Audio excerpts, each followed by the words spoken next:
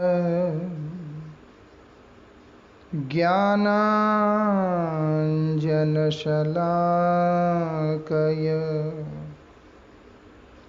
चक्षुरुन्मिलितं येन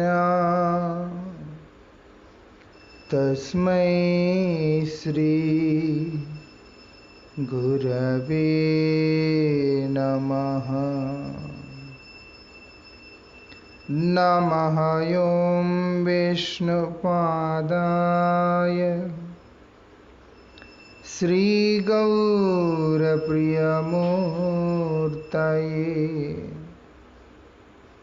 श्रीमते भक्तिवल्लभा तीर्थगोस्वामिने नमः। कृपया क्षमताम् अपराधिजनं कलुषायुतसक्तसुदीननरं सुपथे परिचालय सर्वदिनं प्रणमामि च माधवदेवपदम्।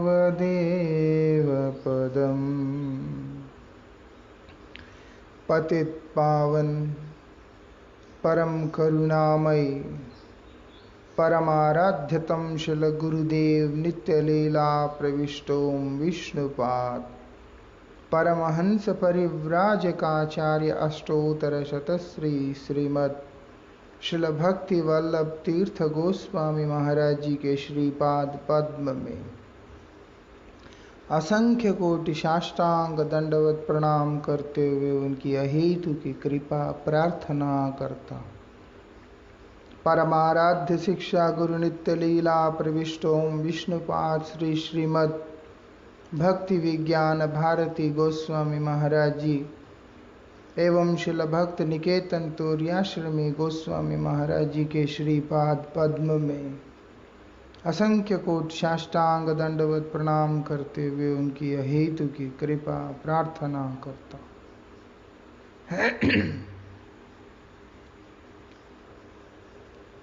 परमाराध्य शिल गुरुदेव की विशेष अनुकंपा से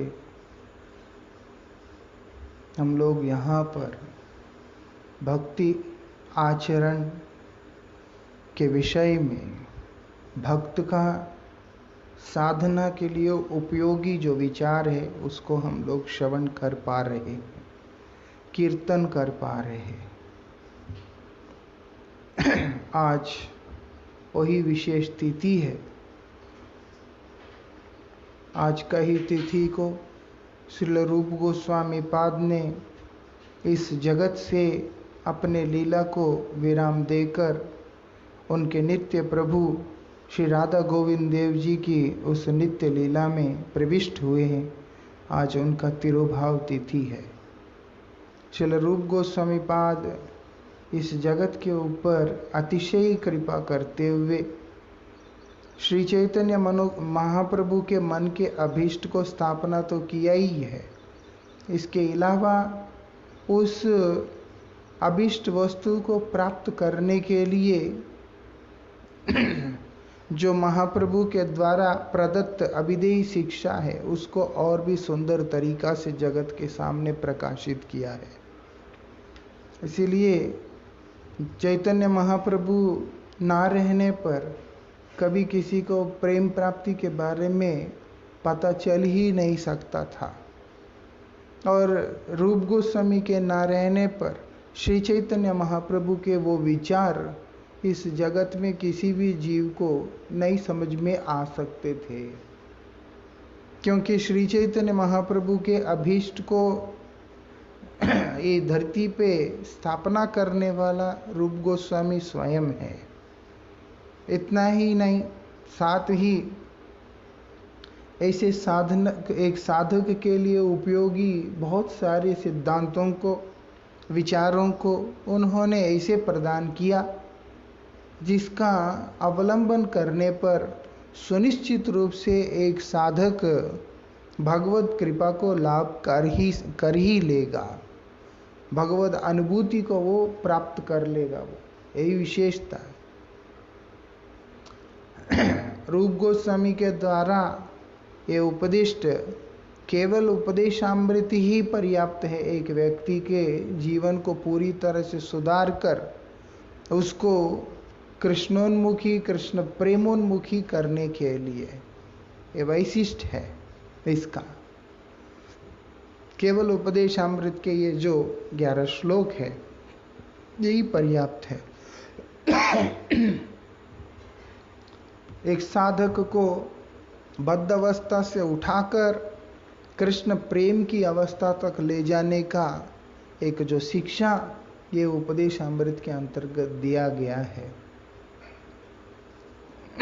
क्योंकि सिर्फ बड़ी बात बोलने से होता नहीं है, वहाँ तक पहुँचने के लिए एक बद्धजीव को लिंक भी चाहिए होता है, सहारा चाहिए होता है, जिससे एक बद्धजीव वहाँ तक पहुँच सकता है। वो संबल, वो सहारा श्री रूप गोस्वामी ने जीव को दिया है। ये विशेषता है कि उन्होंने ये जीव को वो सहारा दे करके उसको ऊपर उठाया। प्रेम को प्राप्त करो। अब बद्ध जीव प्रेम को कैसे प्राप्त करेगा? वो तो फंसा हुआ जीव है, संसार के अंदर फंसा हुआ जीव है, परम बद्ध। ऐसी बद्ध अवस्था का जो जीव है वो जो सबसे उत्कृष्ट वाणी है, विचार है, उसको नहीं समझ पाता। उसीलिए उसके ऊपर कृपा करते हुए रूप गोस्वामी ने बहुत सारे उपदेश दिए हैं कि और कई सारी बातों को समझाया जिससे एक साधक किस प्रकार से साधना में उन्नति को प्राप्त कर सकता है। कल हमने श्रवण किया था कि किस प्रकार से हम बद्ध होने के कारण ये बात हमको बताना पड़ा वहाँ पर कि तुम बद्ध जीव हो, कभी किसी भी वैष्णव का स्वभाव का या शरीर का दोष को देखकर अपराध करके अपने लिए अनर्थ सृष्टि मत कर लेना। वैष्णव का तो कुछ जाएगा ही नहीं है, क्योंकि वैष्णव जो है भगवान का वैभव है, भगवान का धन है, भगवान का है। इसलिए उसका रक्षा करने के लिए तो भगवान हमेशा तत्पर होकर के बैठे हैं। लेकिन एक जो साधारण सा बद्धजीव है उसका मंगल कौन करेगा? इस करके आगे आकर ये शिक्षा दे रहे हैं, कभी भी इन चीज़ों को देखकर प्राकृत समझ के दोष मत करना, अपराध मत करना। और उसके बाद आगे क्या बोल रहे हैं? स्यात् कृष्ण नाम चरितादि सिताप्य विद्या पीतोपतप्त रसनस्य नरोचिकानु किन्त्वादरादनुदिनं खलु सैव जुष्टा स्वाद्विक्रमात् भवति तद्गत मूलहंत्री। क्या बोल रहे हैं? बोलते हैं हरिनाम करने के लिए आए हो। परमाराध्य श्री गुरु महाराज जी भी इस बात के ऊपर बोलते हैं। गुरु जी बोलते हैं कि अगर लीला को अनुभव करना चाहते हो तो सबसे पहले तुम्हें नाम का अनुभूति होना जरूरी है। नाम का उपलब्धि नहीं है तो फिर उसके जीवन में रूप गुण लीला आदि का उपलब्धि कैसे हो सकता है?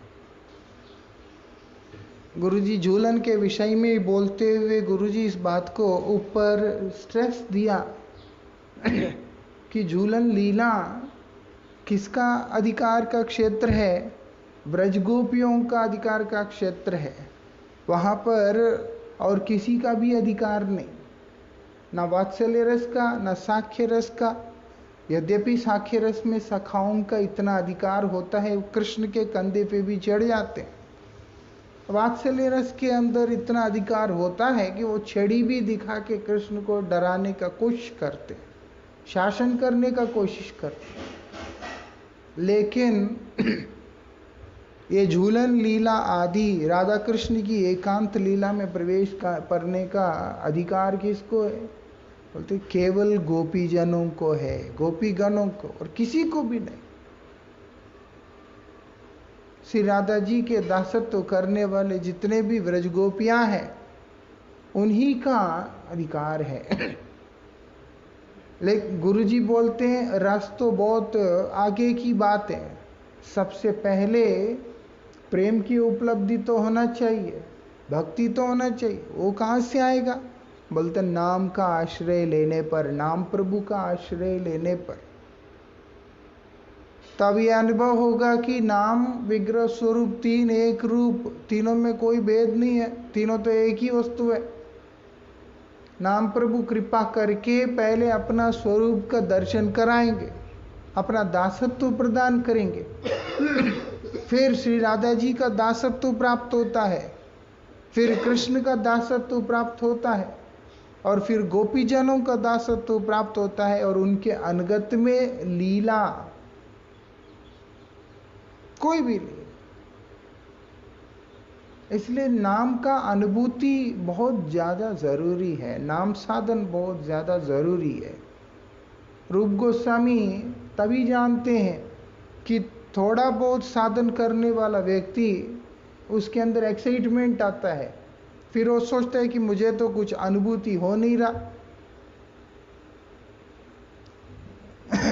मुझे तो अनुभूति नहीं हो रहा, मेरा तो संसार का रुचि तो छूट नहीं रहा। इस तरीके के जो विचार बहुत सारे लोगों में आता है, इसीलिए यहाँ पर बता दिया। रूप गोस्वामी बोल रहे हैं कि देखो जिसके पित्त रोग है उसको सब कड़वा कड़वा सा लगता है, उसको ऐसा नहीं कि सब अच्छा लगता है, कुछ भी खाता है उसको कड़वा भाव आता है। ऐसा ही जो कृष्ण अनादिकाल से कृष्ण विमुख होने के कारण जीव के अंदर भी अविद्या रूपी बीमारी आ गया है, घुस गया। कृष्ण विमुख होने के कारण उसके अंदर ये बीमारी घुस गया है, जैसे पित्त रोग है। इस कारण से उसको कोई वस्तु का स्वाद नहीं आता, इसीलिए नाम में भी रुचि नहीं हो पाता। लेकिन क्या करना होता है, उसको जब मीठा खिलाया जाता है, खिलाया जाता है, खिलाया जाता है, धीरे धीरे धीरे धीरे उसको अनुपान इत्यादि सबके साथ, तब उसको उस वस्तु का स्वाद अनुभव होने लगता है। उसी प्रकार से नाम भी लेते लेते लेते लेते लेते तब व्यक्ति के अंदर नाम के प्रति रुचि होता है, इससे पहले नहीं होता। नाम साधन किए बिना नाम में कभी किसी का रुचि नहीं हो सकता। इसीलिए जो व्यक्ति अविद्या रूपी पित्त के द्वारा संतप्त है, भगवत विमुख है, सबसे पहले उन्मुख होगा, उसके बाद तो अनुभूति आता है। अनुभूति के बाद उन्मुखता नहीं होता, अनुभूति के बाद तो आगे की बात होता है, पहले तो उन्मुखता है। जब उन्मुख होगा, पहले मुझे कुछ अनुभूति करा दो तब मैं जो है उन्मुख हो जाऊंगा, ये जो विचार है, ये विचार को किसी ने भी स्वीकार नहीं किया। सीवी रामन के साथ वार्तालाप में भी परम गुरु महाराज जी इस बात को लेकर के बोलते हैं कि अगर आपके स्टूडेंट्स आके आपको बोलते हैं कि आप पहले हमें ये अनुभूति करा दो, उसके बाद हम आके शिक्षा लेंगे, आपके शरणागत होंगे, तो वो कहते हैं कि ऐसे कैसे संभव है, उनको मेरे अंडर में पहले प्रैक्टिस करना होगा। तो अध्ययन बहुत ज़्यादा ज़रूरी है, साधन बहुत ज़्यादा ज़रूरी है। साधन करते करते उन्मुखता, साधन करते करते ही अनुभूति, और साधन करते करते ही प्रेम का उपलब्धि एक साधक के जीवन में आता है। इसलिए यहां पर बताया, ऐसे रोग से जो संतप्त व्यक्ति है, सारे ही संतप्त व्यक्ति होते हैं, उनका उस संताप को निवारण करने के लिए ही उन्हें साधुओं का आश्रय लेने के लिए बोला जाता है। साधुओं का आश्रय लेने के लिए बोला जाता है। इसीलिए बोलते हैं वैष्णव अपराध से सावधान होकर तुम क्या करो, उनके नाम के प्रति शरणागत हो। तुम्हें इस समय बीमारी है, इसीलिए तुम्हें रुचि आता नहीं है, नाम में रुचि नहीं आता, इसीलिए वैष्णव में भी रुचि होता नहीं है। नाम में रुचि नहीं होता, इसीलिए वैष्णव में रुचि होता नहीं। वैष्णव में रुचि नहीं होता, इसीलिए इंद्रिय वश में होते नहीं है। उल्टी सीधी क्रियाएं फिर आदमी से होता रहता है। वो मतलब पतन की तरफ उन्मुख होता हुआ चलता रहता है सब समय। वो बोलते हैं श्री कृष्ण नाम चरितादि रूप अत्यंत मीठी मिश्री से भी रुचिकर नहीं होती, कड़वी लगती। कृष्ण कथा, कृष्ण नाम, कृष्ण कीर्तन, यद्यपि भगवान का नाम मधुर है, स्वयं भगवान मधुर है, उनके सब कुछ मधुर है।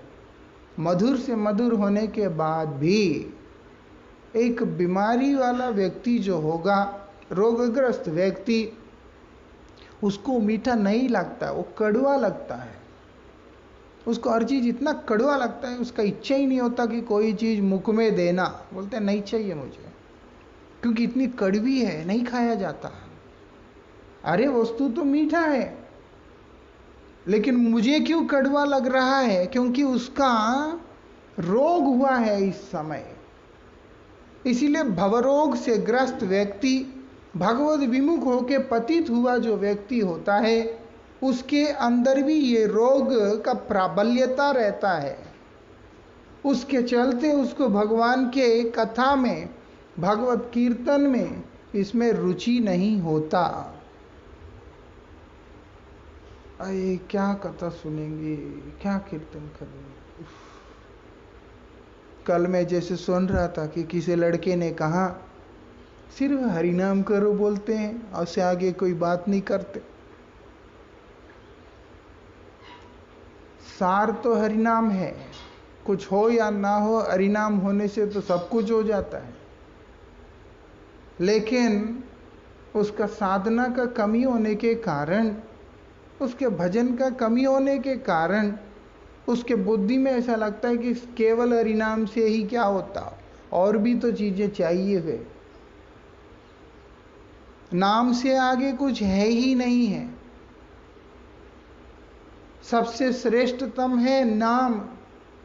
व्यास जी महाराज भी बहुत दुखी होने के बाद नारद गोस्वामी के कृपा से जब श्रीमद् भागवत जी की रचना की उन्होंने, भागवत क्या है? प्रेम शास्त्र। इससे पहले की जितने भी उपदेश है वो सब धर्मार्थ काम मोक्ष को प्रदान करने वाले हैं। वही पुरुषार्थ के रूप से निर्णय किया कि संसार में आया हुआ जीव का पुरुषार्थ ये चार है, वो है धर्मार्थ काम मोक्ष। फिर तब भी उसको जब संतुष्टि मिला नहीं, गुरु कृपा से, साधु कृपा से जब उनको ये बात समझ में आया, तब उन्होंने श्रीमद् भागवत जी की रचना की है गुरु आज्ञा से। जब रचना किया, वो क्या बोल के रचना किया? पंचम पुरुषार्थ, चरम पुरुषार्थ प्रेम, जो कि एकमात्र प्रयोजन है जीव का, उसी उद्देश्य से उसको प्रकाशित किया। उस शब्दमयी जो स्वरूप है भगवान का, वो जो प्रेम का मूर्तिमान स्वरूप भागवत जी का उपदेश देते देते देते अंत में जब उन्होंने अपने कलम को बंद करना था, अपनी लेखनी को विश्राम जहाँ पर देना था, उन्होंने वहाँ पर ये बोल करके विश्राम दिया, नाम संकीर्तनम यस्य। जिनका नाम संकीर्तन कलौ इस कलयुग के अंदर सर्व पाप प्रणाशनम, तमाम प्रकार के पापों को पूर्ण रूप से ध्वंस करने वाला साधन है। वहां पर यह नहीं बोला कि अमुक मंत्र का जाप करो, इस तंत्र की क्रिया करो, कुछ नहीं। ये लास्ट स्टेटमेंट है उनका, फाइनल स्टेटमेंट। नाम संकीर्तनम, उनका नाम कीर्तन, उससे ऊपर कुछ है ही नहीं। इसीलिए कृष्ण प्रेम को प्राप्त करने का जो साधन है वो हरिनाम है। नरोत्तम ठाकुर जी महाराज अपने कीर्तन में भी बोल रहे हैं, गौलोकेर प्रेम धन हरिनाम संकीर्तन। गोलोक का प्रेम धन क्या है? जो यहां पर प्रकाशित रूप उसका वो हरिनाम है। हरिनाम ही प्रेम धन का आधार है। इसीलिए दुख करते हुए बोल रहे हैं, रति ना जन्मी लो के नेताए, उसमें मेरा रति क्यों नहीं हुआ पता नहीं चला। मैं तो अपने जीवन को विफल ही गवा लिया। विफले जन्म गवाइन, मनुष्य जन्म को भी प्राप्त किया, राधा कृष्ण का भजन ही नहीं किया। और ऐसा दुर्भाग्य है, जानिया सुनिए विषय खाए, सुन के समझ के जान करके मैंने जहर पी लिया। ये जान के सुन के समझ के का जो उपदेश है वो यही है रूप गोस्वामी का, कि ऐसे नहीं करना, ऐसे करना, ऐसे करने से तुम्हारा मंगल होगा, फायदा होगा। नरोत्तम ठाकुर बतला रहे, ऐसा नहीं है कि कोई बताने वाला नहीं। रूप गोस्वामी तो गुरुदेव है, वो बता रहे हैं कि बेटा ऐसा करोगे तुम्हारा साधन ध्वंस होगा, ऐसा करोगे तुम अपने साधन में उन्नति नहीं कर पाओगे। बीमारी है, वो बीमारी जब तक रहेगा तब तक नाम में रुचि नहीं हो सकता। बीमारी जब तक है तब तक नाम में रुचि हो ही नहीं सकता। इसी कारण से हताश नहीं होना।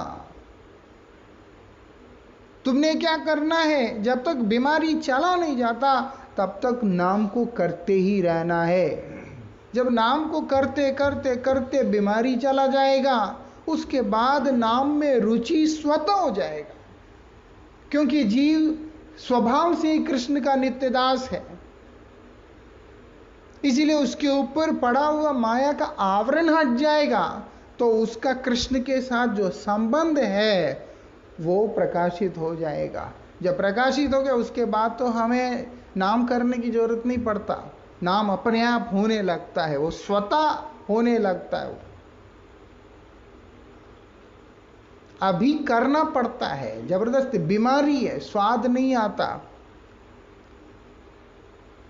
इस कारण से अभी करना पड़ता है, एक संख्या को रख के करना पड़ता है। लेकिन तो आवरण हट गया, उसके बाद हर क्षण, हर पल, हर अवस्था के अंदर नाम प्रभु का सेवा ही हो रहा होता है। तब तो वो नाम से विमुख होकर के रह ही नहीं सकता हो। तो कैसे नाम से विमुख होने के बाद उसका जीवन में और कुछ बाकी रहता नहीं है।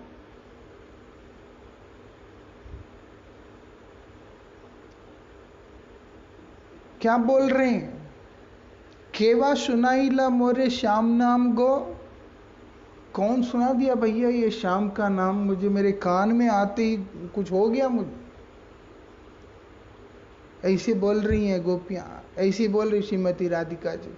मैं तो अच्छा खासा बैठा हुआ था, मैं बैठी हुई थी अच्छी खासी, लेकिन कौन आगे मुझे कृष्ण नाम सुना के चला गया, और नाम सुनने मात्र से ही मेरा अवस्था बिगड़ गया।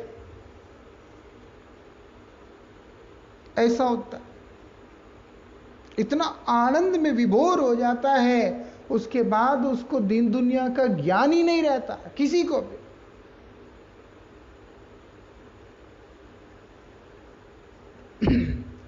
क्या बोलते हैं, जो हमारा हृदय विषय रूपी जो वासना का अनल अग्नि है उसमें ऐसा जल रहा है, क्योंकि संसार एक ज्वलनशील तत्व है, ज्वालामुखी की तरह है, जिसके ऊपर हम लोग बैठे हुए। ये संसार की विशेषता है, ये ज्वालामुखी की तरह है, हम बैठे हुए। आज पता नहीं चल रहा, अचानक जब एक्सप्लोड होता है आसपास में कोई चीज बचता नहीं है फिर। इसीलिए समझना होगा ये संसार के अंदर जितने भी तत्व है वो भी ऐसे ही ज्वलनशील, भीषण, भयंकर है। इसीलिए इनके साथ में जुड़कर बोलते हैं हृदय मेरा दग्ध होता जा रहा है, जल रहा है, पूरी तरह से जल रहा, तड़प रहा हूं मैं। फिर बोलते हैं लेकिन भगवान का नाम बड़ा अद्भुत है। ये कब पता चलता है? नाम को पान करते करते करते करते ये बात पता चलता है। अभी हमें ये संसार अनल की तरह दिखता नहीं है, आग की तरह दिखता नहीं, नाम करते करते दिखता है कि संसार एक अनल है। इसीलिए मैं प्रार्थना करता हूं मुझे इससे त्राण हो मेरा। ये संसार एक अंधकूप है, इसमें से मैं बाहर निकलूं। संसार एक अथाह सागर है जिसका कोई किनारा दिखता नहीं है, उससे मुझे बाहर निकालो। इस तरह का जो प्रार्थना, मतलब जितने से भयंकर चीजें हैं वो सब संसार में ही दिखाई देता है। और एक प्रार्थना हृदय से उठ के आता है कि हे गोविंद आप मेरा रक्षा करो, मैं तो तड़प रहा हूं, जल रहा हूं, मेरे पास कोई सहारा ही नहीं है, मेरे पास कोई संबल ही नहीं है कि मैं जिससे बच सकूं। आप ही मेरा सहारा है, मेरा रक्षा करो। क्योंकि भगवान का नाम क्या है? बोलते हैं जिस प्रकार से तपती हुई जमीन के ऊपर, रेगिस्तान की मरुभूमि, कहीं पे भी आश्रय नहीं, कहीं पे भी सहारा नहीं, कहीं पे कुछ भी नहीं है, एक तपता हुआ जमीन है, वो नीचे चल नहीं सकते, पांव जल जाता है, आसमान से धूप और कोई सहारा नहीं, ऐसा स्थान है ये संसार। पग पग पर केवल यंत्रणा ही यंत्रणा है। लेकिन भगवान का नाम कैसा है? अमृत वर्षा करने वाले हैं। रेगिस्तान के जैसे मरुभूमि में घने बादल आके मौसम ठंडा हो जाए और उसके बाद तेज बारिश हो जाए, कितना आनंद आता है। होता है ना, एक तड़पता हुआ व्यक्ति को एक बूंद पानी भी जीभ में लग जाता है, उसी में उसको आनंद हो जाता है। बिल्कुल पानी नहीं है, सूखा पड़ा हुआ है, उस समय अगर हल्का सा एक दो बूंद भी गिरते हैं आसमान से तो वो आदमी इतना आनंद में आता है, इतना आशावादी हो जाता है जिसका कोई हिसाब ही नहीं होता। कृष्ण नाम ऐसा नहीं। कृष्ण नाम कैसा है? एक प्रवाह के साथ में, एक वेग के साथ में बरसने वाला अमृत की धार की तरह है। इसलिए जहां कृष्ण नाम है वहां पर आनंद है, वहां पर रोग नहीं है, वहां पर कुछ नहीं है। लेकिन बीमार होने के कारण, भवरोग से ग्रस्त होने के कारण उसको नहीं पता चलता। क्या करे, रोज एक ही नाम, हरे कृष्ण हरे कृष्ण, कब तक करते रहे? उसको अब कुछ नया चाहिए।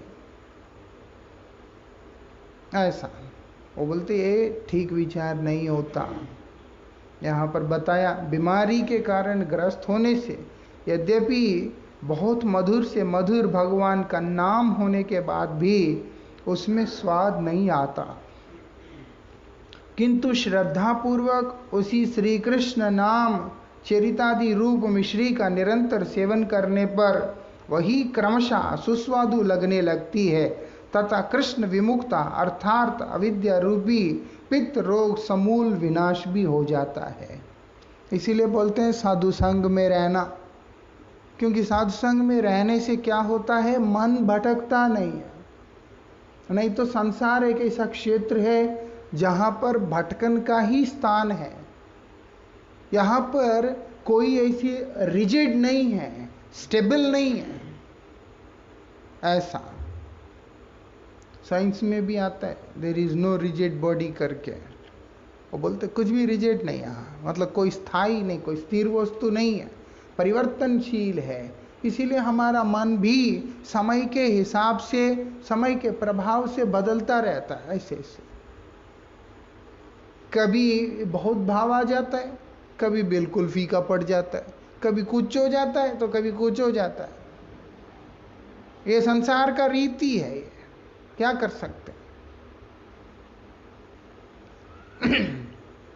इसलिए यहां पर हम अपने मन को स्थिर नहीं कर सकते। इस कारण से हमारे मन को स्थिर करके भगवान के नाम में संलग्न करने के लिए हमें सहारा की जरूरत है।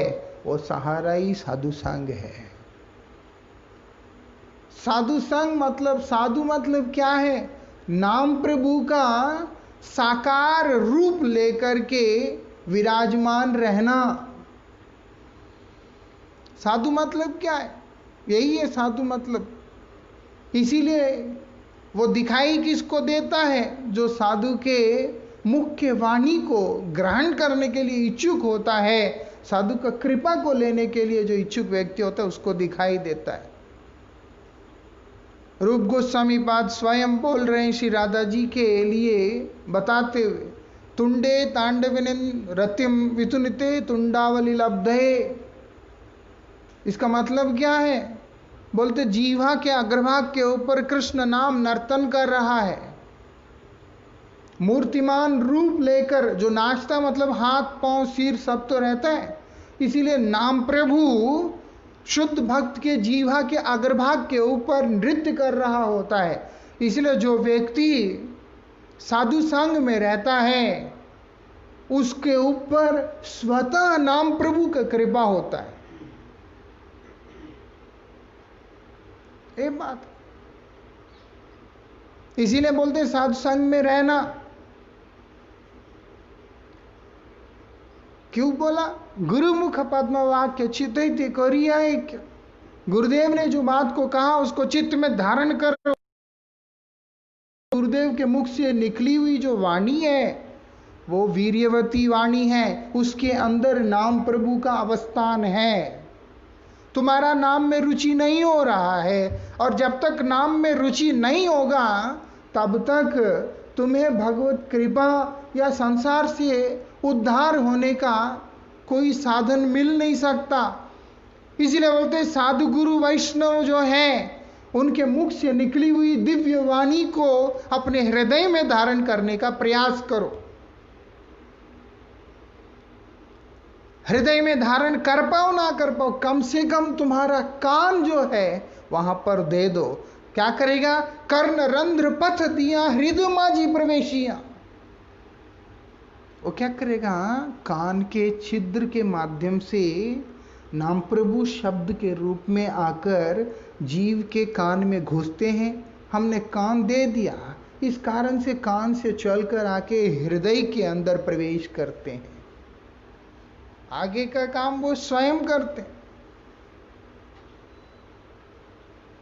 और क्या करते हैं, वरिशाय सुधा अनुपम, उपमा रहित दिव्य अमृत, उसको क्या करते हैं, बरसाते हैं। वहां पर हमें बरसाने की जरूरत नहीं पड़ता, वो स्वयं बरसा देते हैं वहां पर। ये उनका विशेषता है। किसके आगे बरसाते हैं, जिसने कान दे दिया। किसको दिया, शुद्ध भक्त को दी। इसीलिए आगे भक्त की महिमा बताया, भक्त के चरणों में प्रपन्न होना, भक्त के चरणों में शरणगत होना, तभी तुम्हें भगवान का दिव्य नाम श्रवण करने का अवसर प्राप्त होगा। नाम तो हर जगह है, लेकिन भक्त के मुख में, भक्त के हृदय में वो मूर्तिमान रूप लेकर के बैठा हुआ नाम, मूर्तिमान रूप लेके बैठा है। और वही नाम हमारे हृदय में प्रवेश करके हमारे तमाम अनर्थों को ध्वंस करते हुए हम लोगों का जीवन को त्रास है। इसलिए रूप गोस्वामी यहां पर बता रहे हैं, हल्का नहीं लेना। नामाष्टक का रचना किया, उसमें भी बता दिया, निखिल श्रुति मौलि रत्नमाला द्युति निराजित पाद पंकजांत मुक्त कुले रूपास्यमानम परितस्त्वाम हरिनाम संश्रयामि। वही हरिनाम का ही मैं आश्रय ग्रहण करता हूं। जय नाम धेय मुनिवृंद गेय हे जन रंजनाय परमारक्षणाकृते त्वमनाद रादपि मना गुदीरितम निखिलोग्रताप पटलिम विलंबति। उसी का कीर्तन हम लोग गाते हैं, जय जय हरिनाम चिदानंदामृत धाम। परतत्व अक्षराकार एक ऐसा तत्व है, सर्वश्रेष्ठतम तत्व है, अप्राकृत तत्व है। कौन से आकार में? जो कभी क्षर नहीं होगा, जो कभी खत्म नहीं होगा, ऐसे दिव्य आकृति में, नित्य विराजमान रहने वाले दिव्य आकृति में शोभायमान भगवान का दिव्य नाम है। लेकिन पतित होने के कारण नाम में रुचि नहीं होता। लेकिन रूप गोस्वामी बोल रहे हैं, घबराने की कोई बात नहीं। नाम में रुचि नहीं होता, संसार में आसक्ति नहीं जाता, संसार से किसी से भी डरने की कोई जरूरत नहीं। सिर्फ और सिर्फ दो काम करना है, सद्गुरु वैष्णव के चरणों में आश्रित होकर जो नाम का औषधि है उसको निरंतर पान करते रहना है। पीते रहो, पीते रहो, पीते रहो, पीते रहो, निरंतर पान करते रहो। अब आप देखो, परीक्षित महाराज इस बात से चिंतित है कि मेरे कारण पांडव वंश कलंकित हुआ, अपमानित हुआ, ऐसा हुआ, मेरा निस्तार कैसे होगा, मंगल कैसे होगा, ऐसे सोच रहे हो और दुखी है कि मैंने क्या कर दिया। और होता क्या है, सुखदेव गोस्वामी जी महाराज वहां पधार के उनको बोलते हैं, आप केवल भगवत कथा को श्रवण करो, भगवान का नाम को श्रवण करो, बस उसी से तुम्हारा मंगल हो जाएगा। और परीक्षित महाराज सुखदेव गोस्वामी के मुखारविंद से भगवान का नाम को श्रवण कर रहे हैं। करते करते करते करते उनको इस संसार से विरक्ति भी आ गया। वैरागी तो पहले से ही है, लेकिन उसकी एक परिपक्वता, एक सिद्धि जो है वो दिखने में आ रहा है। इतना ही नहीं, भगवान में अनुराग भी हो गया। अब वो मृत्यु से भी भयभीत नहीं हो रहे, किसी चीज का चिंता भी नहीं कर रहे, सिर्फ एक अभिलाषा को अपने हृदय के अंदर लेके बैठे कि भगवान कृपा करो, मुझे अपना लो। वो स्वयं तक्षक को आमंत्रित कर रहे हैं कि तुम आओ। कि मृत्यु के लिए इतनी व्याकुलता, मुक्ति की व्याकुलता है। इस संसार से मैं मुक्त हूं, क्योंकि अभी मैं संसार में रहने के कारण, त्रिगुण में आबद्ध होने के कारण ये त्रिगुणमयी देह को धारण करके बैठा हूं। इससे जब तक मैं बाहर नहीं निकलूंगा, मैं अपने नित्य प्रभु, अपने नित्य नाथ गोविंद के पाद पद्म में किस प्रकार से पहुंच पाऊंगा। इसीलिए वो तो स्वयं गुणातीत अवस्था में पहुंच चुके हैं, शुद्ध सत्व अवस्था में पहुंच चुके हैं, लेकिन देह तो है। इसीलिए देह छूटने का प्रतीक्षा करना पड़ता है। इसीलिए अब प्रार्थना ये कर रहे हैं कि ब्राह्मण का वचन सत्य हो, तक्षक आप पधारे, मुझे इस देह से मुक्त करें, और बड़े ही प्रसन्नता के साथ ये शरीर को त्याग कर अपने नित्य प्रभु की सेवा में प्रविष्ट हो गए हैं। वहां मृत्यु का भय नहीं, संसार का आसक्ति नहीं, कुछ भी नहीं। कारण क्या है? भगवान का नाम का ही बल है वहां पर, नाम का ताकत। लेकिन जो बीमार अवस्था के अंदर वही नाम रुचि आता नहीं है, पैदा नहीं होता। रूप गोस्वामी बोलते हैं उत्साह मत वो करना, पहले ही तुमको बता दिया, उत्साहात निश्चयात धैर्यात, ये सोच कर कि हमसे तो होगा नहीं, क्या करना, छोड़ दो। बोलते ना, उत्साहात, उत्साह अपने अंदर लाओ, उत्साह के साथ नाम करो। तब नाम करते करते करते एक समय आता है, तब नाम प्रभु के कृपा से तुम्हारे अंदर नाम के प्रति रुचि उत्पन्न होता है। हमारे सनातन शास्त्रों में यही विशेषता है। यहाँ पर त्याग का शिक्षा नहीं है, यहाँ पर शिक्षा प्रेम की है। तुम जब भगवान से अनुराग करने के प्रयास करोगे, स्वतः ही तुम्हारा संसार से विरक्ति हो जाएगा, सांसारिक आसक्ति और बंधन नहीं रहेगा।